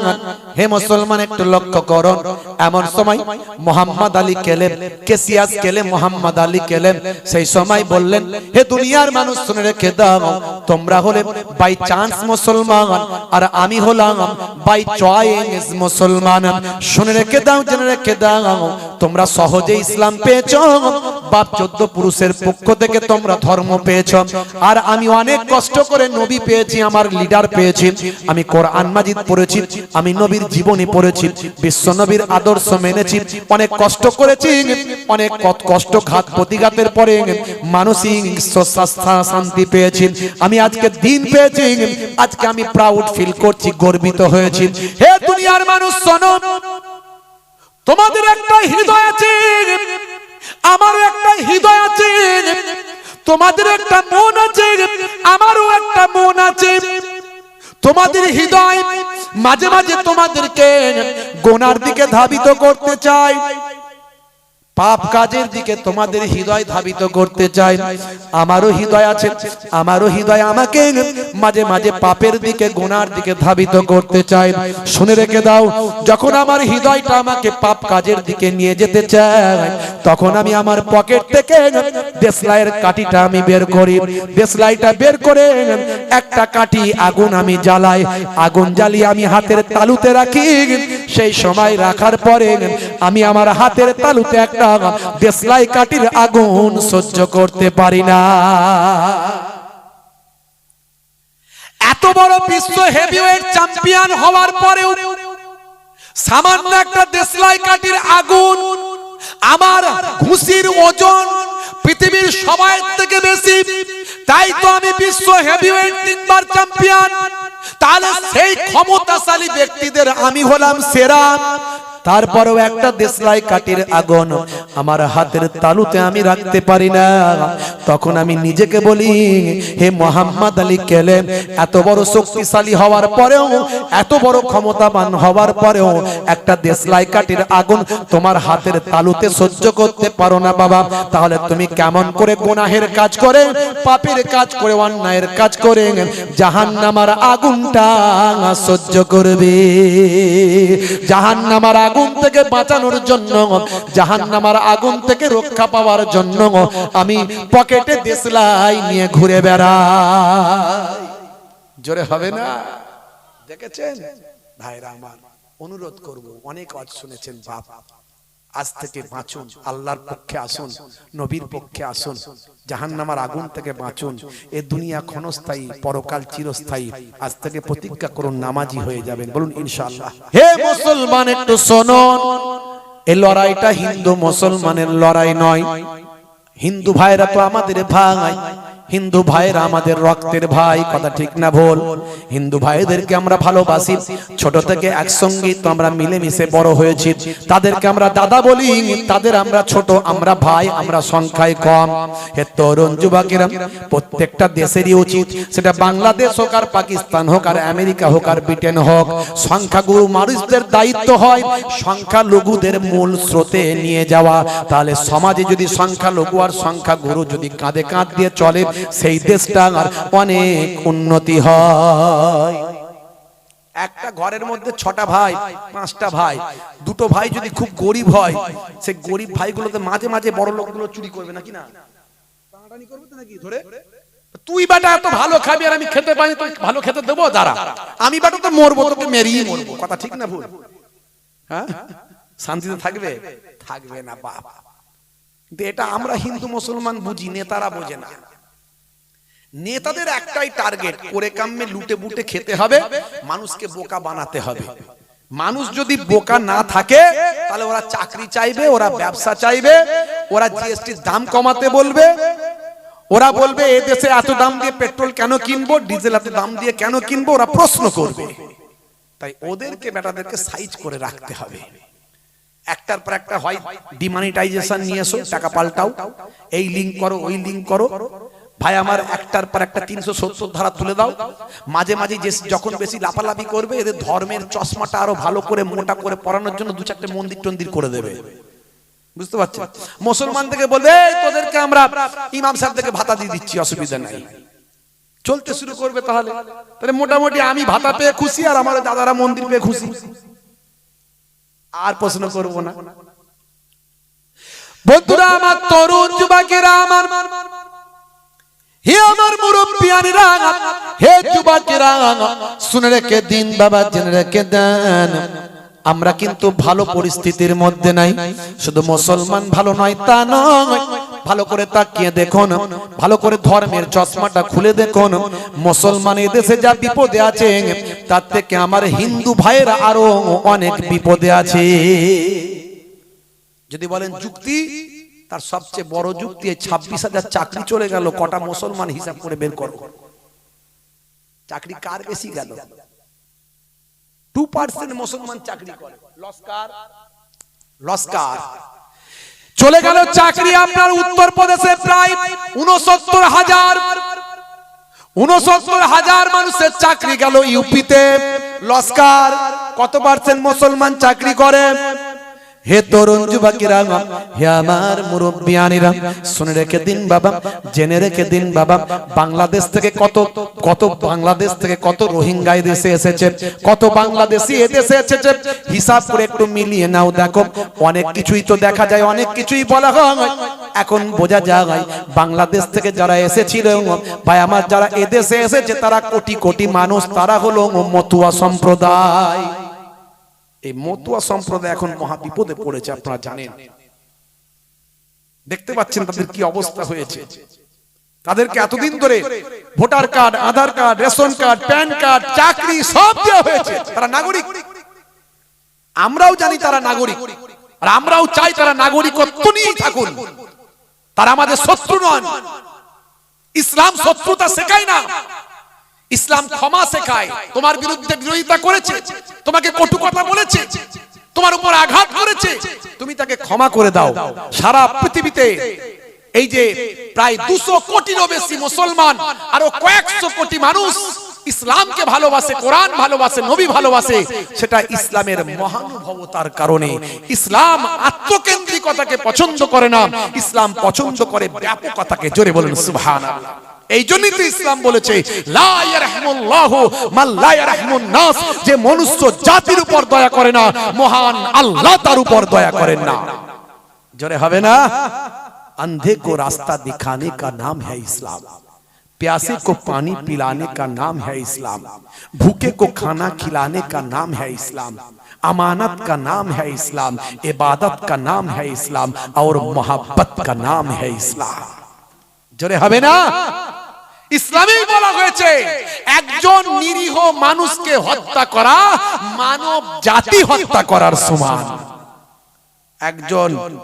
একজন অসহায় ব্যক্তির প্রাণ বাঁচানো মানব জাতির প্রাণ বাঁচানোর সমান। দেখেছেন? আরে কি করে ইসলাম বলতে পারে যে অন্য ধর্মের মানুষকে মারো, কাটো, খুন করো, রক্তাক্ত করো? কি করে বলতে পারে? যে ইসলামে বলা হয়েছে, কি বলা হয়েছে? অপচয়, খরচাকারী, নষ্টকারী শয়তানের ভাই। ইন্নাল মুবাজ্জিরিনা কানু ইখওয়ানা শায়াতিন। তুমি যে মসজিদে ওযু করছো আল্লাহর সান্নিধ্যে যাওয়ার জন্য, এই যে পানিটা তুমি ফেলছো এটাও প্রয়োজনের অতিরিক্ত তুমি নষ্ট করতে পারবে না। মসজিদের ওযুর পানিটাও যেখানে ইসলামে বলা হয়েছে অতিরিক্ত ব্যবহার করা চলবে না। পানি নষ্ট করা ইসলামে যখন নিষেধ, খুন নষ্ট করা মানুষের জন্য হারাম ইসলামে।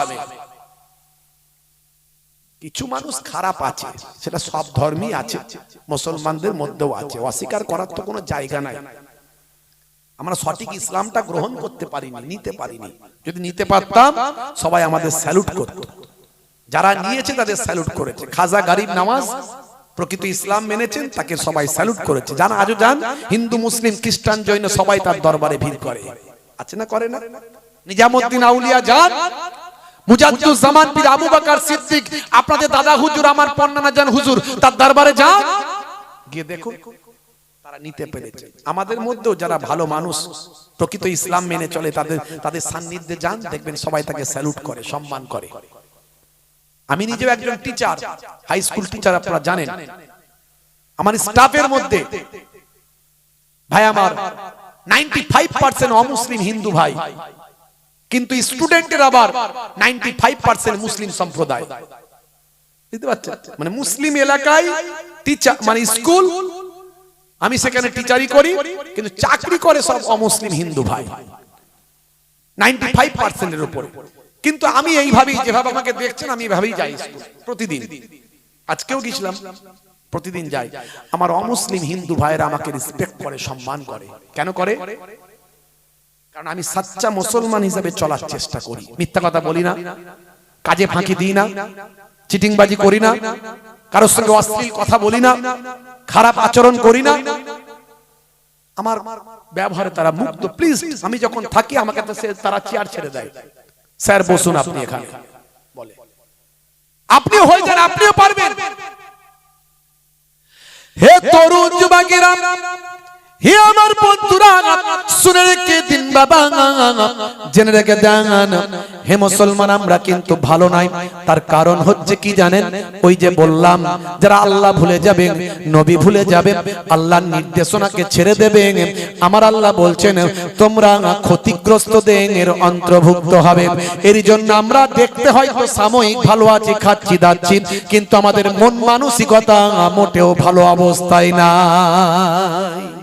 এটা আমাদের শাস্তি, এটা আমাদের শাস্তি। তবে শুধু যে আমরা ভালো নয় তা নয়, সব অনেকেই ভালো নয়। কত বড় বড় নেতা মন্ত্রী ভালো নয়। এই যে বাংলাদেশের হাসিনা সরকার দেখেছেন তো, আজকে তার আবার বাংলাদেশে ভাই আমার তাদের যে ইন্টারন্যাশনাল যে ট্রাইব্যুনাল কোর্ট, সেখানে তাকে ফাঁসির অর্ডার দেওয়া হয়েছে। সেই ফাঁসির খবর সারা বিশ্বে ছড়িয়ে পড়েছে। অথচ হাসিনা বাংলাদেশের এই প্রাক্তন প্রধানমন্ত্রী, তিনি কিন্তু আমাদের দেশে আছেন। এখন তারা, বাংলাদেশ সরকার আমাদের দেশকে চিঠি করেছে যে হাসিনাকে ফিরিয়ে দিন। যদি এটা একটা দেশের ব্যাপার, ভারত সরকারের শক্তি অনেক বেশি, আমার দেশের শক্তি অনেক বেশি, এখনো পর্যন্ত হাসিনাকে বাঁচিয়ে রাখতে পেরেছে। বাংলাদেশে নিয়ে গেলেই তাকে ফাঁসি দিয়ে দেবে। সেও কিন্তু ভালো নাই। তার যখন ক্ষমতা ছিল সে অনেকজনকে ফাঁসি দিয়েছে। সে কতটা হক কতটা না হক সেটা আমি বলতে পারবো না, কতটা ঠিক কতটা ভুল সেটা বলতে পারবো না, কারণ সেও এক সময় তার ক্ষমতার প্রয়োগ করেছে, আবার এখন একজন এসেছে সেও তার ক্ষমতার প্রয়োগ করছে, চলতেই থাকবে, কেউ শান্তিতে নাই বাপ, কেউ শান্তিতে নাই। হে তরুণ যুবকেরা, হে আমার বন্ধুরা, শুনে রেখে দিন বাবা, জেনে রেখে দেন। এরই জন্য বলবো, কে আপনার শত্রুতা করলো, কে আপনার উপর অত্যাচার করলো, কে জুলুম করলো, কে আপনাকে অপমানিত করলো, কে লাঞ্ছিত করলো, এসব চিন্তা আপনি পরে করবেন। আপনার যেটা করার আপনি করুন, কিন্তু মনে রাখবেন সবকিছুর স্টায়ারিং আছে একজনের হাতে, তিনি আর অন্য কেউ নন, তিনি হলেন মহান আল্লাহ তাআলা। আমার আল্লাহ তাই বলছেন, বান্দা তোরা আমার হয়ে যা, আমি আল্লাহ তোদের হয়ে যাব। মাল্লাহুল মাওলা ফালাহুল কুল, বান্দা যখন আল্লাহর হয়ে যায়, কুল মাখলুকাত তার গোলাম হয়ে যায়। তোমরা আল্লাহর হয়ে যাও, আল্লাহ তোমাদের হয়ে যাবে। আল্লাহ বলছেন বান্দারে, এত নিয়ামত আমি দিয়েছি, এত নিয়ামত দেওয়ার পরে তোরা কেমন করে আমার অস্বীকার করিস, কেমন করে আমাকে ভুলে থাকিস? হে দুনিয়ার মানুষ শুনে রেখে দাও, কাইফা তাকফুরুন, তোমরা কেমন করে কুফরি করো আমি আল্লাহর সঙ্গে। এই পৃথিবীতে আসার আগে তোমরা কোথায় ছিলে তোমরা জানো না? আমি আল্লাহ বলি ওয়াকুনতুম আমওয়াতান, তোমরা ছিলে মৃত, ফাআহিয়াকুম, আমি তোমাদের জীবন দিয়েছি, সুম্মা ইউমিতুকুম, আবার তোমরা মারা যাবে। এই পৃথিবী ছেড়ে তোমরা মারা যাবে, তোমরা এই পৃথিবী ছেড়ে চলে যাবে। সুম্মা ইলাইহি তুরজাউন, তোমাদেরকে আমি আল্লাহ আমার কাছে ফিরতে হবে। হে মানুষ শুনে রেখে দাও, জেনে রেখে দাও, কিসের অহংকার কিসের তাকাব্বুরি হে যুবক? কত মানুষকে তোমার সামনে মরতে দেখেছ, কত মানুষ তোমার সামনে মারা গেল, কত মানুষ হার্ট অ্যাটাকে মারা গেল, কত মানুষ অসুস্থ অবস্থায় মারা গেল, কত মানুষ অ্যাক্সিডেন্টে মারা গেল রে যুবক, কত মানুষের জানাজায় তুমি শরীক হলে, কত মানুষের কাফন দাফন তুমি পরানো দেখলে। হে যুবক, তোমার কি মৃত্যুর এখনো স্মরণ হলো না? তোমার কি মৃত্যুর ভয় এখনো এলো না? তুমি এখনো কেন পরিবর্তন হও না? এখনো কেন শক্তি দেখাও? এখনো কেন ক্ষমতার অপব্যবহার করো? এখনো কেন টাকা পয়সা তোমার অপাত্রে ব্যয় করো? হে যুবক, আল্লাহর পথে ফিরে এসো, আল্লাহর তাবেদারি করো। এ দুনিয়া ক্ষণস্থায়ী, এ দুনিয়া চিরস্থায়ী নয়। আমার আল্লাহ কোরআন মাজিদে তাই সুন্দর করে বললেন, বাল তুসিরুনাল হায়াতাদ দুনিয়া ওয়াল আখিরাতু খায়রুন ওয়া আবকা। কিসের অহংকার তোমার? কিসের তাকাব্বুরি? ক্ষমতা হয়েছে ক্ষমতার বড়াই দেখাচ্ছ, শক্তি হয়েছে শক্তির বড়াই দেখাচ্ছ, পকেটে টাকা হয়েছে টাকার বড়াই দেখাচ্ছ। তোমার সারা শরীরটা তো দুর্গন্ধ, খালি ওই পারফিউম মারছো, শুধু শিক শিক শিক শিক পারফিউম মারছো। কত পারফিউম মারবে? সারা শরীরটা তো তোমার দুর্গন্ধ। তুমি যে পায়খানা করো, নিশ্চয় ওটা সৌগন্ধ নয়।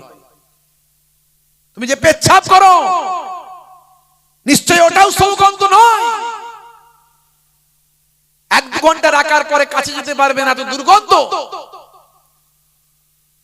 তোমার যে নাকের দুটো ছিদ্র আছে, ওখান থেকে মাঝে মাঝে মাল করি কিছু বেরোয়, বেরোয় না? বেরোয় না? তো ওটা নিশ্চয় সৌগন্ধি বেরোয় নাকি? খুশবু বেরোয়?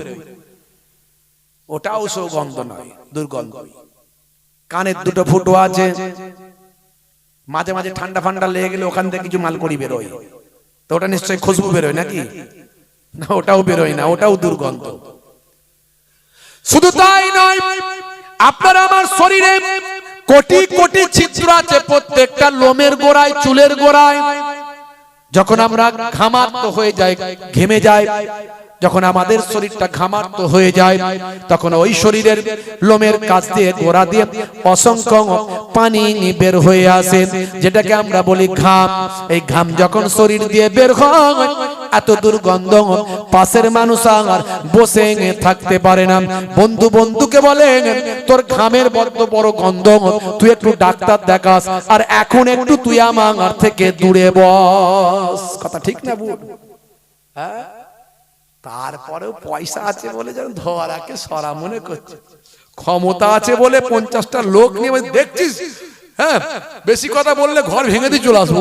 বাপ রে বাপ, কত ফেরাউন, নমরুদ, সাদ্দাত, হামান, ভাই আমার কত মুসলিনী থেকে শুরু করে আর এদিকে হিটলার থেকে শুরু করে কত এলো আর গেল, যারা লক্ষ লক্ষ মানুষকে হত্যা করেছে। ইতিহাস বলছে দেখুন ভাইরা আমার, তরুণ যুবকেরা, কার্ল মার্কস থেকে শুরু করে, লেনিন থেকে শুরু করে, মুসলিনী থেকে শুরু করে, আপনার হিটলার থেকে শুরু করে, সম্রাট অশোক থেকে শুরু করে, এদের লাইফ হিস্ট্রি গুলো পড়লে দেখবেন এদের হাতে লক্ষ লক্ষ মানুষ হত্যা হয়েছে। তারা আজ পৃথিবীর বুকে নাই। হে আমার বন্ধুরা, শুনে রেখে দিন বাবা, জেনে রেখে দেন। হে মুসলমান একটু লক্ষ্য করো, আল্লাহ বলছেন বান্দারে এই দুনিয়াতে তোদের সৃষ্টি করেছি আমি, অনেক কিছু তোদেরকে দান করেছি, পৃথিবীর শ্রেষ্ঠ জীবে পরিণত করেছি, পৃথিবীতে শ্রেষ্ঠ মানুষ হিসাবে তোদেরকে সৃষ্টি করেছি, পৃথিবীর সর্বাপেক্ষা সম্মানীয় জীব প্রাণীতে তোদেরকে উন্নীত করেছি। হে দুনিয়ার মানুষ শুনে রেখে দাও, হে দুনিয়ার মানুষ জেনে রেখে দাও, আমি আল্লাহ তোমাদেরকে সর্বাপেক্ষা সুন্দর করে সৃষ্টি করেছি। লাকাদ খালাকনাল ইনসানা ফি আহসানি তাকবীম। হে মানুষ শুনে রেখে দাও, এত নিয়ামত দিয়েছি, এই মাটিকে তোমাদের জন্য, জমিনকে বিছানা বানিয়েছি, আকাশকে তোমাদের জন্য ছাদ বানিয়েছি, সূর্যকে তোমাদের জন্য লাইট বানিয়েছি যাতে দিনের বেলা কাজকর্ম করতে পারো, আর রাতের বেলা মৃদু চাঁদ দিয়ে তোমাদের রাতের বেলা লাইট নাইট ল্যাম্পের জন্য ব্যবস্থা করে দিয়েছি যাতে বিশ্রাম নিতে পারো। আকাশটাকে সুন্দর করে সাজিয়ে দিয়েছি, আকাশে রাতের বেলা অসংখ্য নক্ষত্র দেখতে পাও যাতে তোমরা আকাশটার দিকে তাকালে তোমাদের আনন্দে প্রাণটা উচ্ছ্বাসিত হয়ে যায়। এত কিছু দিয়েছি, বায়ুতে আছে সবচেয়ে বেশি নাইট্রোজেন, আর তার সঙ্গে সঙ্গে অন্যান্য গ্যাস দিয়েছি, oxygen, carbon die oxide, helium.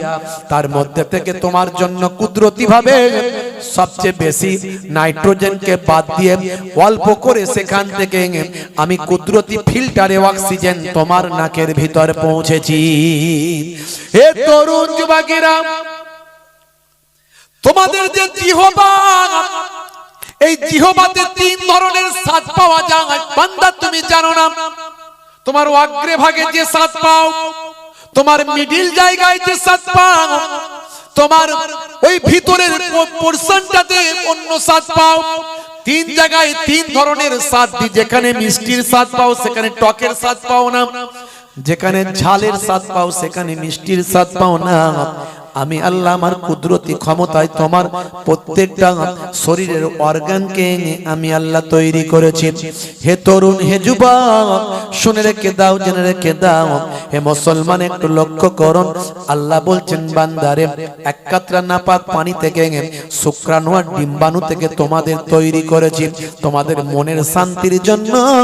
তোমাদেরকে আমি আল্লাহ জোড়ায় জোড়ায় পুরুষ আর স্ত্রীতে সৃষ্টি করেছি। হে দুনিয়ার মানুষ, তোমাদের জোড়ায় জোড়ায় আমি তৈরি করেছি। ওয়া খালাকনাকুম আজওয়াজা। হে তরুণ যুবকেরা,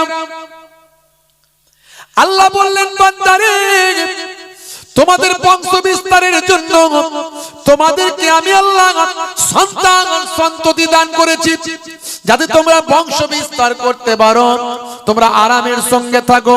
তোমাদের রুজি রুটি মাল সম্পদের ব্যবস্থা করে দিয়েছি।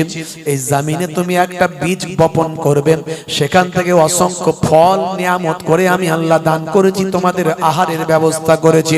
এই সব কিছু দিয়েছি তোমাদের সন্তান সন্ততি তোমাদের সুখের জন্য দিয়েছি। সব কিছু দিয়ে তোমাদের কাছ থেকে একটা জিনিস চেয়েছি, সেটা হলো বান্দা তোরা আমি আল্লাহ আমার ইবাদত করবি। এত কিছু দিয়ে আমি একটা জিনিস চেয়েছি, বান্দা তোরা আমার ইবাদত করবি। দেখিস এই দুনিয়ার মাল মাতা সম্পদ জমি জায়গা ঘর বাড়ি ব্যবসা বাণিজ্য কাজ কারবার এই সব কিছু পেয়ে যেন তোমরা আমি আল্লাহকে ভুলে না যাও।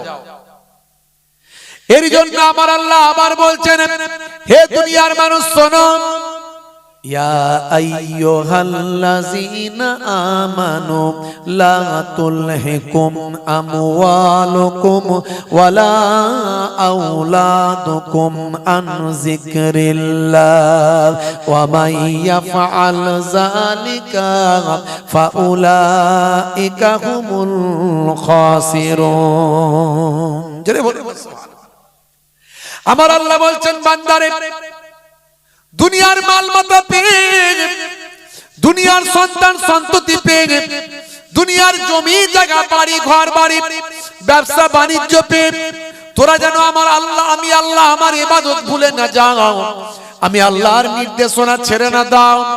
যদি তোমরা আমার নির্দেশনাকে ছেড়ে দাও, আমার ইবাদতটা যদি তোমরা ভুলে যাও, আমি আল্লাহ বলি পরক্ষণে তোমরা ক্ষতিগ্রস্ত দেনের ধ্বংসপ্রাপ্ত দেনের অন্তর্ভুক্ত হয়ে যাবে। আল্লাহকে ভুলে গেলে পতন অনিবার্য হবেই হবে, ক্ষতি হবেই হবে। আমরা এখন কিন্তু বেশ ভালোই আছি, খাচ্ছি দাচ্ছি আরামে আছি, ঘর বাড়ি আছে জমি জায়গা আছে, মোটামুটি চলে যাচ্ছে মোটামুটি আলহামদুলিল্লাহ। কিন্তু ভালো করে বলুন তো দেখি, মন থেকে মনের শান্তিটা আছে না নাই? কি বলছেন আছে? হ্যাঁ, এই যে এসআইআর চলছে, নাম থাকবে তো, টেনশন আছে না নাই? জোরে বলেন ভাই। 2002 সালের নামটা দেখছি সবই ঠিক আছে, কিন্তু বানানটা ভুল আছে, লিখে দিয়েছি। লোকে বলছে যে 2002 সালের লিস্টে যা আছে সেটাই লিখিস, ভুল থাকলে ভুল, কিন্তু সত্যি ভুলটা লিখছি। 25 সালের সঙ্গে মিলছে না। এখন থাকবে তো না আবার ডাকবে হিয়ারিং এ, আবার হিয়ারিং এ ডাকলে আবার মানবে তো না ডিভোটার করে দেবে? আছে না নাই সমস্যা? টেনশন আছে না নাই? যারে বলেন হ্যাঁ, সেই এর আগে ডিমানিটাইজেশন, টাকা বদলাও, রাতারাতি নির্দেশ মনে আছে? সব টাকা নিয়ে গিয়ে ব্যাংকে দৌড়োদৌড়ি কুদোকুদি। ভাই কত লোক মরে গেল বলে বিরাট ভালো হবে, বিরাট ভালো হবে। ভাই এই দেশ একদম সোনার দেশ হয়ে যাবে, একটাও চোর থাকবে না, ডাকাত থাকবে না, কোন রকম 2 নম্বরই হবে না, জাল নোট পাবে না, কোন বিদেশ থেকে কোন বহিঃশত্রু আসবে না। কত কিছু হয়ে গেল ভাই, সে সব চলে গেল, হয়ে গেল একটার পর একটা। আজকে এই লাইন করো, কালকে ওই দাও, এই আধারের সঙ্গে ভোটারের লিঙ্ক মারো, আর এদিকে ভোটারের সঙ্গে প্যানের লিঙ্ক মারো, আর প্যানের সঙ্গে রেশনের লিঙ্ক মারো। এই চারিদিকে লিঙ্ক মারতে মারতে মারতে মারতে আমাদের টায়ার লিক হয়ে গেল। কথা ঠিক না ভুল? এই লিক মারা আর বন্ধ হচ্ছে না, একটার পর একটা চলছে। ওরা বুঝে গেছে এই বেটারা যদি ভালো থাকে চাকরি চাইবে, এই বেটারা যদি ভালো থাকে জিএসটি কমাতে বলবে, এই বেটারা যদি ভালো থাকে এরা মূল্য বৃদ্ধি কম করতে বলবে, পেট্রোলের এত দাম কেন? এই বেটারা যদি ভালো থাকে তাহলে বলবে আমাদের দেশ থেকে তো ভুটান পেট্রোল ডিজেল কেনে, আমাদের দেশ থেকে ভারত থেকে ভুটান তেল কিনে নিয়ে যায়, আমরা 100 টাকায় কিনি আর তারা 60 টাকায় কি করে বিক্রি করে? প্রশ্ন করবে, প্রশ্ন করবে না? কিনছে আমার দেশ থেকে আর বিক্রি করছে ভুটানে নিয়ে গিয়ে। ভুটানের লোক কিনছে 60 টাকায় সেই তেল, আর আমার দেশ থেকে কিনে নিয়ে যাচ্ছে আমি কিনছি 100 টাকায়। তো প্রশ্ন করবে না?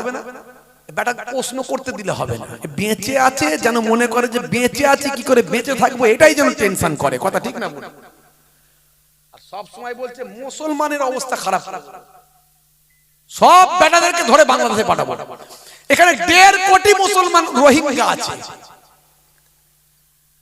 আর বাকিরা মনে মনে এই দারুণ হচ্ছে, সরকার একটা এনেছি বটে, দেখ না সব মুসলমান ফাঁকা হয়ে যাবে আর আমরা তাদের ঘর বাড়িগুলো সব নিয়ে নেবো, জায়গা জমিগুলো সব বেটা রোহিঙ্গা এখানে। কথা ঠিক না বল? হ্যাঁ, আল্লাহ বলছে বান্দারে, হে দুনিয়ার মানুষ শুনে রেখে দাও, তোমরা যতই বড় চক্রান্ত করো, যত বড়ই কৌশল করো, তোমাদের সবার উপর আমি আল্লাহ বড় কৌশলকারী। ওয়া মাকারু ওয়া মাকারাল্লাহু ওয়াল্লাহু খায়রুল মাকিরিন। জোরে হবে না, জোরে হবে না। ফেরাউন কি করেছিল? মুসা নবীকে মেরে ফেলতে চেয়েছিল, শেষে কি হলো? নীল দরিয়ায় ফেরাউন নিজেই ডুবে মরে গেল। নমরুদ কি করেছিল? ইব্রাহিম নবীকে মেরে ফেলতে চেয়েছিল, শেষে কি হলো? একটা কানা খোঁড়া মশা নমরুদের নাকের ভিতর থেকে গিয়ে মাথায় শুধু বসে কামড়ায়, আর ও বেটা মাথা ঠুকে ঠুকে ঠুকে মাথা ঠুকতে ঠুকতেই মরে গেল। কথা ঠিক না বল? হে তরুণ যুবকেরা, আবু জাহেল চেয়েছিল আল্লাহর নবীকে কুয়ায় ফেলতে, সেই কুয়াতে আবু জাহেল পড়েছিল। বলুন ইনশাআল্লাহ হব তো নাকি? হব, নামাজি হব। সবচেয়ে বড় আল্লাহর সঙ্গে বান্দার যোগাযোগের মাধ্যম হলো নামাজ। বান্দা যাই করো নামাজ পড়ো, নামাজ তোমাকে পাপ থেকে রক্ষা করবে। তুমি কারবারে উন্নতি চাও, ব্যবসায় উন্নতি চাও, চাকরিতে উন্নতি চাও, ফসলে ভালো ফসল ফলাতে চাও, ভালো ব্যবসা করতে চাও, শারীরিক সুস্থতা পেতে চাও, বিপদ মুক্ত হতে চাও, অসুখ হলে ডাক্তারের কাছে, ডাক্তারের চেম্বারে যাও, কেস কাচারির ব্যাপার থাকলে অ্যাডভোকেটের চেম্বারে যাও। আর সবকিছু সমস্যা যিনি দূর করেন সে আল্লাহর কাছে বলতে গেলে আল্লাহর চেম্বার হলো নামাজের সিজদা। জোরে বলুন সুবহানাল্লাহ। এরই জন্য মুয়াজ্জিন 5 বার আপনাকে নামাজে ডাকছে। কি বলছে? হাইয়া আলাস সালাহ, এসো নামাজের দিকে এসো, নামাজের দিকে এসো, নামাজের দিকে এসো। 5 বার, 5 দুগুণে 10 বার। আমরা অনেকে মানে বুঝি না, কিন্তু সে কি বলছে? এসো নামাজের দিকে এসো, হাইয়া আলাস সালাহ, নামাজের দিকে এসো। আর সালাত মানে হলো নামাজ, নামাজের দিকে এসো। 5 বার করে বলছে। আমরা তৈরি করছি না, যে যার গান শুনছে গানই শুনছে। আজান দিলে ভলিউমটা শুধু কমিয়ে দেয়, মনে করে ভলিউম মনে কমাতে হয় আজান দিলে। আর মেয়েরা মাথায় কাপড় না থাকলে কাপড়টা দিয়ে দেয়, দিয়ে মনে করে যে মনে আজান দিলে মাথায় কাপড়টা দিতে হয়। আসলে আজান দিলে নামাজে যেতে হয়। মুয়াজ্জিন আবার বলে দিচ্ছে, আল্লাহ বলে মুয়াজ্জিন বলে দাও নামাজে এলে কি লাভ হয়। এ মানুষ কিন্তু খুব লাভ লোকসানটা ভালো বোঝে, লাভ লোকসানটা মানুষ ভালো বোঝে। এই নামাজে এলে কি লাভ হয় সেটা বলে দাও। মুয়াজ্জিন তাই আবার বলছে, কি বলছে? হাইয়া আলাল ফালাহ,